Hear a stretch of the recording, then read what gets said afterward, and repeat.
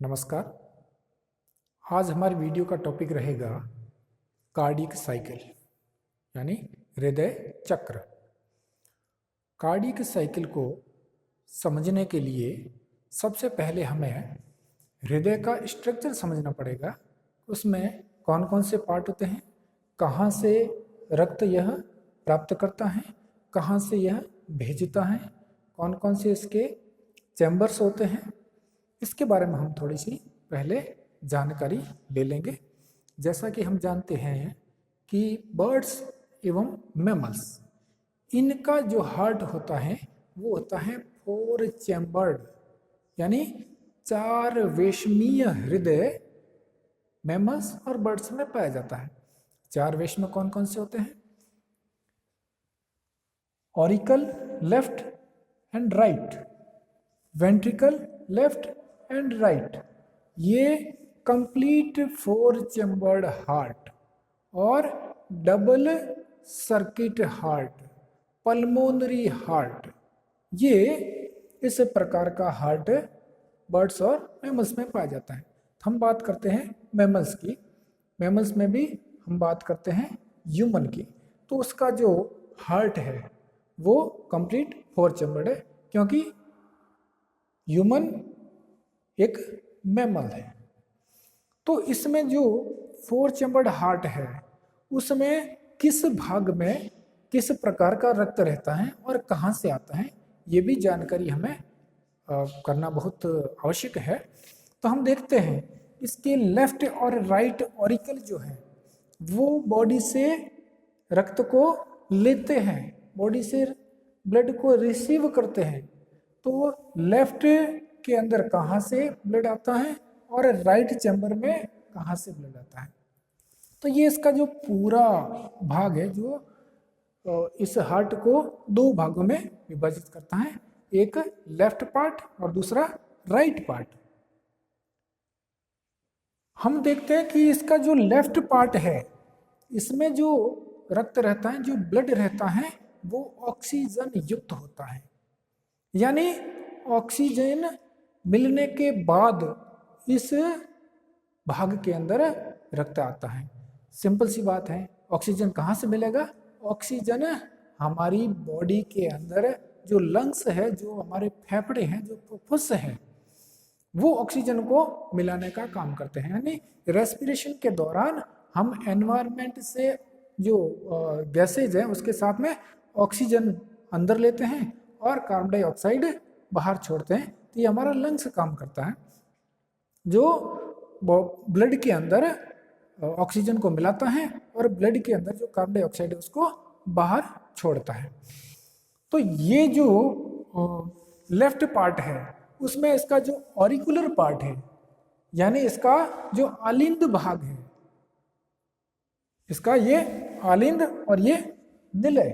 तो ये जो आलिंद है यानी जो बाया आलिंद है उसमें रक्त आएगा पल्मोनरी वेन से। पल्मोनरी वेन यानी जो हमारे लंग्स है, लंग्स से ऑक्सीजनेटेड ब्लड को लेकर के पल्मोनरी वेन के द्वारा लेफ्ट ऑरिकल के अंदर यानी बाएं आलिंद के अंदर रक्त आएगा, यहां भरा जाएगा। इसी तरह से उसी समय जो हमारा दायां आलिंद है, जो हमारा राइट ऑरिकल है, इस राइट ऑरिकल में जो रक्त आएगा वो आएगा वेना केवा से। जो पूरी बॉडी से जब ऑक्सीजन उपयोग में ले लिया जाता है तो उसके बाद में जो नॉन ऑक्सीजनेटेड ब्लड है, जिसमें ऑक्सीजन की मात्रा नहीं है, जिसमें कार्बन डाइऑक्साइड की मात्रा होती है, तो वो जो वीनस ब्लड है वो हमारे वीनस सिस्टम द्वारा अल्टीमेटली वेना केवा से होते हुए हमारे राइट ऑरिकल के अंदर एंटर होता है और इसमें भरता है। यानी राइट में वेना केवा से आ रहा है जो नॉन ऑक्सीजनेटेड ब्लड है, अशुद्ध रुधिर है। इसी तरह से यहां से जो आ रहा है पल्मोनरी वेन से जो आ रहा है वो है शुद्ध रुधिर यानी ऑक्सीजनेटेड ब्लड। फिर ये जो ऑरिकल है लेफ्ट और राइट, उसमें जब संकुचन होगा तो यह रक्त, यह रुधिर अपने अपने संबंधित जो निलय भाग है, वेंट्रिकल्स है, उसके अंदर रक्त को आगे पंप करेंगे। यानी लेफ्ट ऑरिकल है, अगर बायां आलिंद है तो बायां आलिंद जो ऑक्सीजन युक्त रक्त है, जो रुधिर है, उसको बाएं निलय के अंदर यानी लेफ्ट वेंट्रिकल में रक्त को भेजेगा। किसके थ्रू? जो ऑरिकुलो वेंट्रिकुलर वॉल्व है उसके द्वारा। दूसरा जो राइट ऑरिकल है, वहां से नॉन ऑक्सीजनेटेड ब्लड यानी अशुद्ध रुधिर जो है वह इस ऑरिकुलो वेंट्रिकुलर वॉल के अंदर से भेजेगा राइट वेंट्रिकल में, यानी दाएं निलय में भेजेगा। इस तरह से इसमें शुद्ध रुधिर रहेगा, यानी जो बायां भाग है, जो लेफ्ट पार्ट है, उसमें शुद्ध रुधिर यानी ऑक्सीजन युक्त रुधिर रहेगा। और इसका जो दायां भाग है उसमें अशुद्ध रुधिर यानी बिना ऑक्सीजन का रुधिर इसमें रहेगा। अब इसमें जो ये दोनों जो वाल्व है, जो ऑरिकुलो वेंट्रिकुलर वाल्व है, ये किस प्रकार के होते हैं? ये हम देखते हैं कि ये जो लेफ्ट ऑरिकुलो वेंट्रिकुलर वाल्व है वो होता है बाइकस्पिड वाल्व। बाइकस्प यानी दो कस्प होते हैं उस वॉल को बनाने के लिए, तो ये बाइकस्पिड वॉल होता है। इसी तरह से ये जो राइट ऑरिकुलो वेंट्रिकुलर वाल्व है उसमें जो इसका जो स्ट्रक्चर होता है वो होता है ट्राइकस्पिड। 3 कस्प्स होते हैं, तो इसको ट्राइकस्पिड वॉल्व कहते हैं और इसको बाइकस्पिड वॉल्व कहते हैं। इन वॉल्व्स के द्वारा दोनों में लेफ्ट और राइट ऑरिकुलो वेंट्रिकुलर वाल्व है, उससे संबंधित निलय के अंदर यानी वेंट्रिकल के अंदर ब्लड आएगा। फिर जब और इसमें कॉन्ट्रैक्शन होगा तो फिर जो लेफ्ट और राइट, ये राइट और ये लेफ्ट वेंट्रिकल यानी निलय, इससे रक्त कहाँ जाएगा और किसके थ्रू जाएगा? तो जो लेफ्ट वेंट्रिकल है, जैसा कि हम पहले जान चुके हैं कि इसमें ऑक्सीजन युक्त रुधिर है, तो ऑक्सीजन युक्त रुधिर है तो उसको बॉडी को सप्लाई दिया जाएगा। जो बॉडी के अदर पार्ट्स हैं उनको यानी पूरी बॉडी को ये ऑक्सीजन युक्त रुधिर सप्लाई किया जाएगा। तो ये ऑक्सीजन युक्त रुधिर अगर पूरी बॉडी को सप्लाई किया जाएगा तो कहाँ जाएगा? सिंपल सी बात है, ये जो सिस्टमिक एओर्टा है, जो मुख्य एओर्टा है, उस एओर्टा के थ्रू यह ब्लड बॉडी को सप्लाई दिया जाएगा, ताकि जितनी भी बॉडी के अंदर जो टिश्यूज है, सेल्स है, वहाँ सेलुलर लेवल पर जाकर के जो ऑक्सीडेशन हो रहा है वहाँ पर ग्लूकोज का, तो वहाँ पर जाकर के एनर्जी प्रोडक्शन करे। जो एटीपी फॉर्मेशन हो रहा है उसमें यह ऑक्सीजन भाग ले, तो वहाँ तक यह ऑक्सीजन युक्त रुधिर वहाँ पहुँचाया जाता है। इसी तरह से जो इसका दायां भाग है यानी जो राइट वेंट्रिकल है, दायां निलय है, उसके अंदर क्योंकि ये जो दायां भाग है उसमें अशुद्ध रुधिर रहता है, तो यह अशुद्ध रुधिर कहाँ जाएगा? सिंपल सी बात है कि ये जो अशुद्ध रुधिर है उसको शुद्ध करने के लिए, यानी नॉन ऑक्सीजनेटेड ब्लड है उसको ऑक्सीजनेटेड ब्लड के अंदर बदलने के लिए, यानी उसमें ऑक्सीजन मिलाने के लिए, और उसमें पहले से जो कार्बन डाइऑक्साइड है रुधिर के साथ में उसको अलग करने के लिए इसको भेजना पड़ेगा। किसको? इसको भेजना पड़ेगा लंग्स के अंदर, फेफड़ों में, फुफ्फुस में भेजना पड़ेगा। और फुफ्फुस में भेजने के लिए इसमें एक एओर्टा होती है जिसको कहते हैं पल्मोनरी एओर्टा। इस पल्मोनरी एओर्टा के थ्रू अशुद्ध रक्त जाएगा और वह फेफड़ों में जाएगा। फेफड़ों में इसमें कार्बन डाइऑक्साइड बाहर आ जाएगी और ऑक्सीजन इसमें साथ में मिल जाएगी, फिर वापस पल्मोनरी वेन के द्वारा यहाँ आ जाएगा। तो इस तरह की ये पूरी प्रक्रिया है।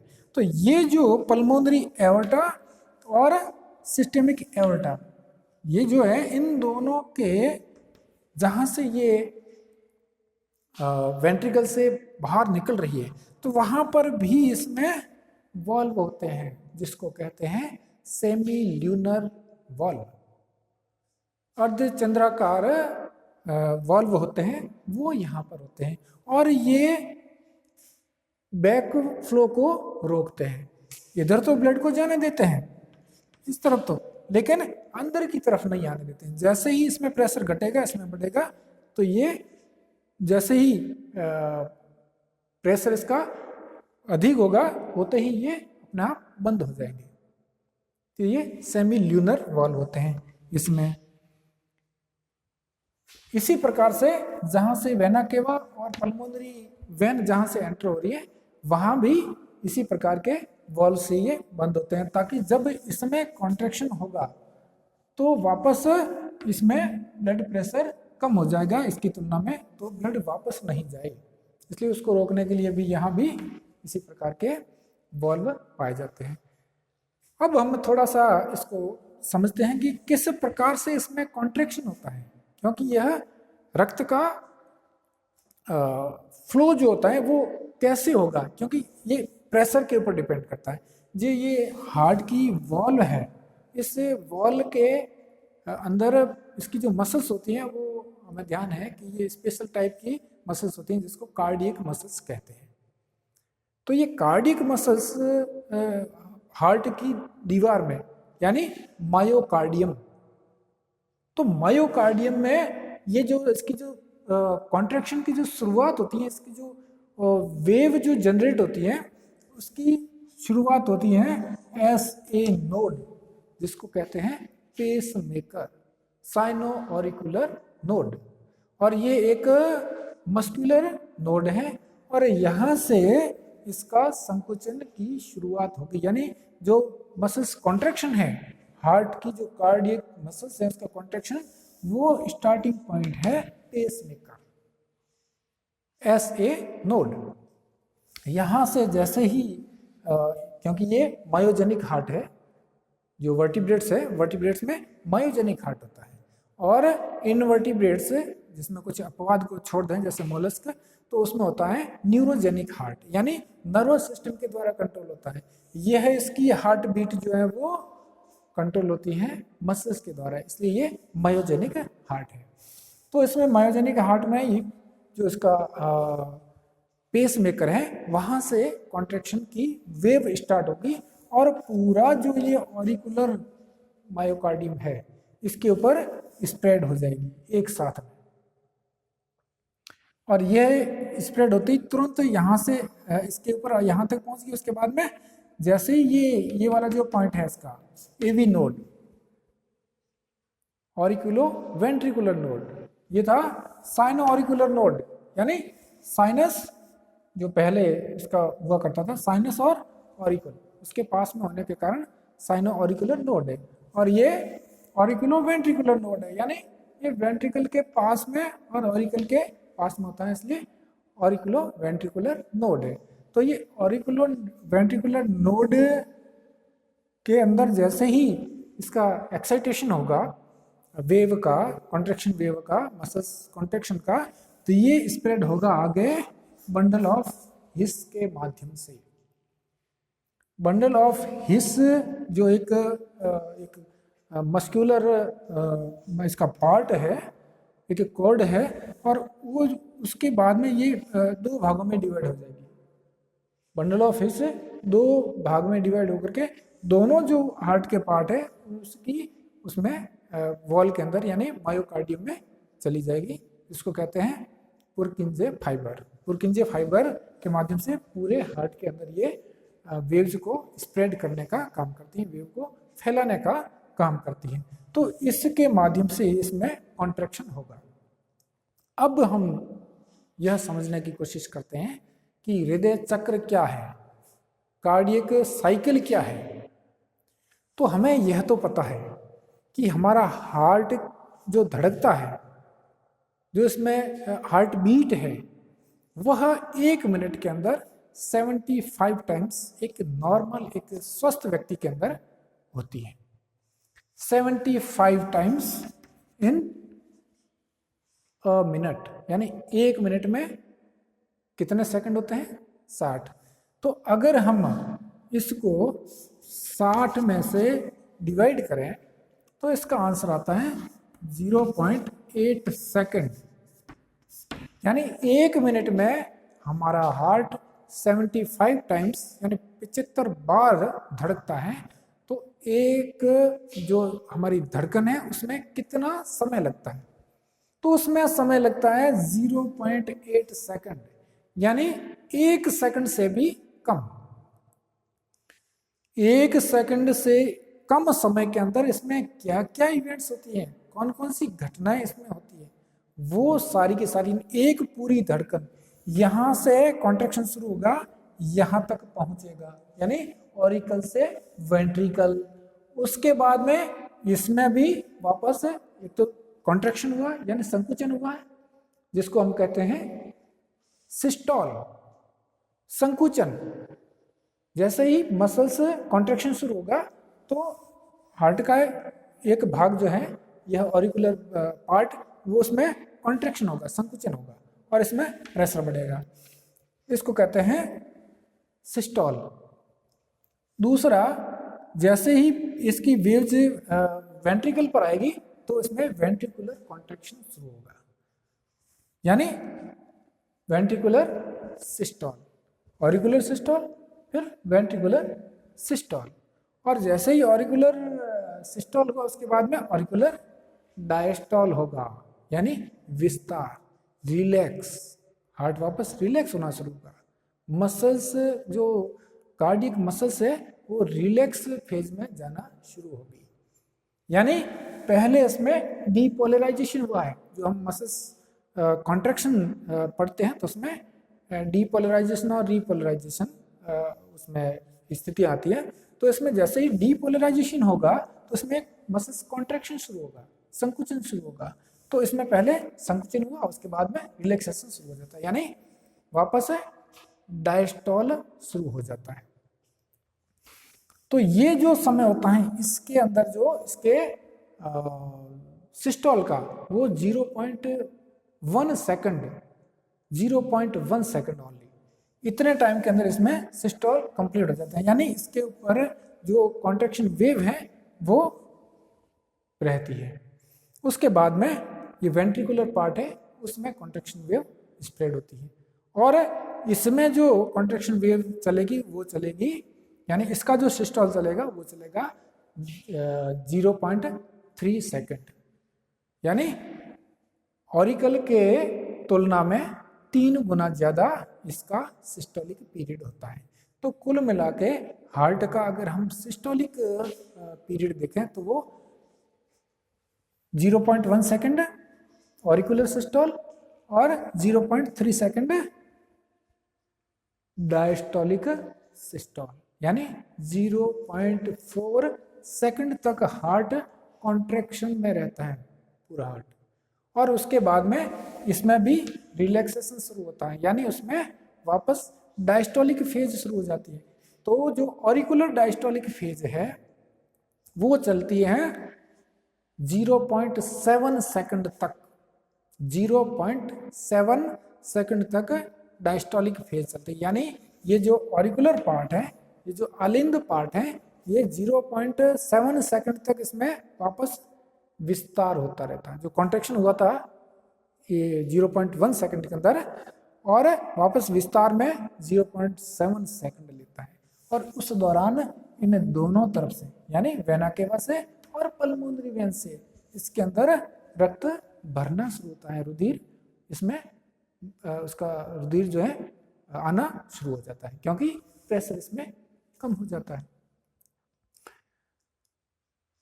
दूसरा, ये जो इसका जो निलय पार्ट है, इसके अंदर इसका सिस्टोलिक पीरियड जो है वो है 0.3 सेकंड, और इसका डायस्टोलिक पीरियड 0.5 सेकंड, क्योंकि इसका सिस्टोल और डायस्टोल ये जो दोनों हैं वो दोनों मिला करके 0.8 सेकंड में कंप्लीट हो जाते हैं।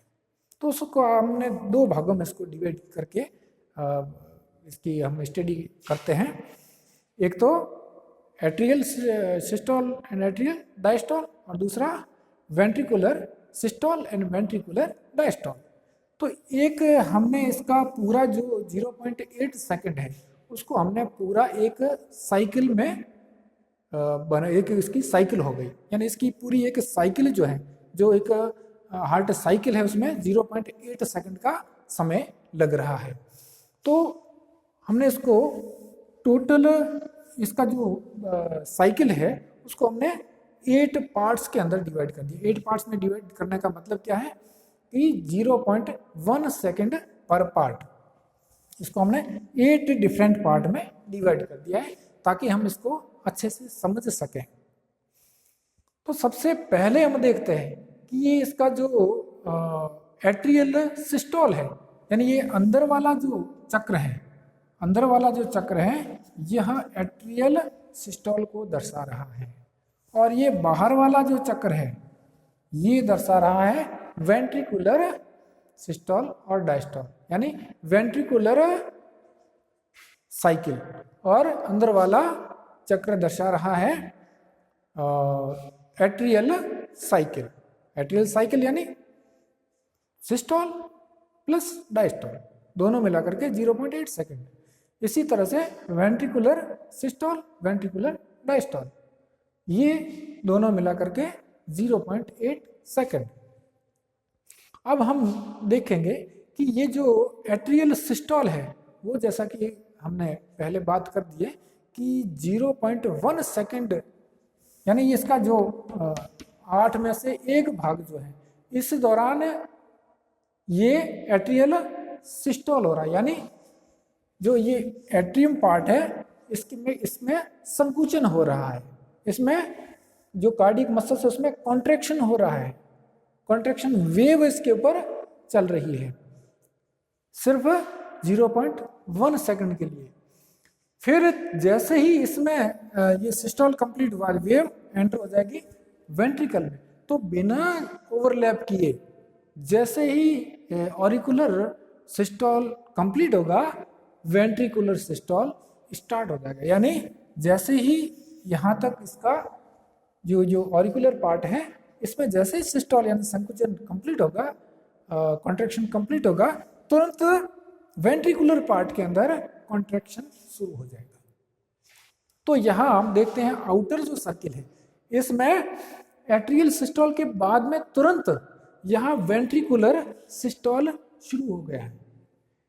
इधर तो अंदर वाली साइकिल के अंदर क्योंकि हमें पता है कि 0.7 सेकंड तक ऑरिकुलर डायस्टोल पीरियड चलता है। ऑरिकुलर डायस्टोल यानी जो आलिंद है उसका रिलैक्स, जो उसका शिथिलन है वो समय है 0.7 सेकंड। तो जैसे ही इसका सिस्टोल कंप्लीट हुआ डायस्टोल इसका शुरू हो गया, लेकिन वेंट्रिकल में इसमें सिस्टोल शुरू हुआ है और वो कहाँ तक चलेगा, अगले 0.3 सेकंड तक। तो उस दौरान क्या क्या परिवर्तन होते हैं, जैसे ही एट्रियल सिस्टोल कंप्लीट हुआ यानी इसमें जैसे ही प्रेशर बढ़ा, प्रेशर बढ़ते ही क्या होगा कि ये जो है इसका फ्लो बहुत ही फास्ट इसके अंदर फीलिंग होगी और उस फीलिंग के दौरान एक फोर्थ साउंड सुनाई देगा। इसका फोर्थ साउंड जो फास्ट फीलिंग होगी वेंट्रिकल में, क्योंकि यहाँ देखिए ये दोनों डायस्टोलिक फेज में है, वेंट्रिकल और ऑरिकल। तो यहाँ इसमें जैसे ही प्रेशर डाउन होगा तो इसमें रैपिड फीलिंग होगी और रैपिड फीलिंग के दौरान इसमें एक साउंड होगा जो फोर्थ साउंड कहलाता है, वो रैपिड फीलिंग के कारण होगा। और जैसे ही इसका जो सिस्टोल कंप्लीट होगा, कंप्लीट होते इसमें सिस्टोलिक फेज स्टार्ट होगी। तो स्टार्ट होने के बाद में इसमें जो शुरू होगा वो पहली जो फेज है इसकी वो होगी आइसोवॉल्यूमेट्रिक कॉन्ट्रैक्शन। इसके अंदर यानी वेंट्रिकल निले, इसमें जैसे ही कॉन्ट्रैक्शन शुरू होगा यानी सिस्टोल शुरू होगा तो एक बीच में थोड़ा सा एक टाइम पीरियड आता है वो होता है 0.05 सेकंड। तो 0.05 सेकंड तक ये जो फेज होती है वो आइसोवॉल्यूमेट्रिक कॉन्ट्रैक्शन फेज, यानी इसमें कॉन्ट्रैक्शन हो रहा है लेकिन इसके अंदर जो वॉल्यूम है उसमें कोई परिवर्तन नहीं हो रहा है। इसलिए 0.05 सेकंड तक ये जो कॉन्ट्रैक्शन भी हो रहा है लेकिन अंदर किसी प्रकार का वॉल्यूम में यानी प्रेशर में डिफरेंस नहीं हो रहा है, इसलिए इसको आइसोवॉल्यूमेट्रिक कॉन्ट्रैक्शन फेज कहते हैं। फिर उसके बाद में जैसे ही थोड़ा सा प्रेशर इसमें बढ़ेगा, यानी ये कॉन्ट्रैक्शन फेज थोड़ी सी आगे बढ़ेगी, 0.05 सेकंड से जैसे ही आगे बढ़ेगी तो इसमें प्रेशर और बढ़ जाएगा और इसको कहते हैं रैपिड इजेक्शन फेज। यानी जैसे ही इसमें प्रेशर ज्यादा बढ़ा तो बहुत ही तेजी से जो वेंट्रिकुलर ब्लड है, जो नीले का रुधिर है, वो अपनी अपनी एओर्टा में जाएगा। वो पहले हम समझ चुके हैं कि अगर लेफ्ट वेंट्रिकल है तो सिस्टमिक एओर्टा में जाएगा और राइट वेंट्रिकल है तो पल्मोनरी एओर्टा में जाएगा। तो रैपिड इंजेक्शन होगा, तेजी से ब्लड इसमें बाहर जाना शुरू होगा। और ये रैपिड इंजेक्शन फेज है कितने टाइम तक चलेगी? ये चलेगी 0.11 सेकंड तक। 0.11 सेकंड तक ये बहुत ही तेजी से रैपिड इंजेक्शन फेज चलेगी, जो कि अन्य से 5 से 10 गुना ज़्यादा तेजी से ब्लड इसमें भरा जाएगा। और इसी रैपिड इंजेक्शन फेज के दौरान क्योंकि इसमें प्रेशर बढ़ा है तो जैसे ही बढ़ेगा दो काम होंगे। एक तो होगा ये सेमी ल्यूनर वॉल खुलना, दूसरा होगा ये ऑरिकुलो वेंट्रिकुलर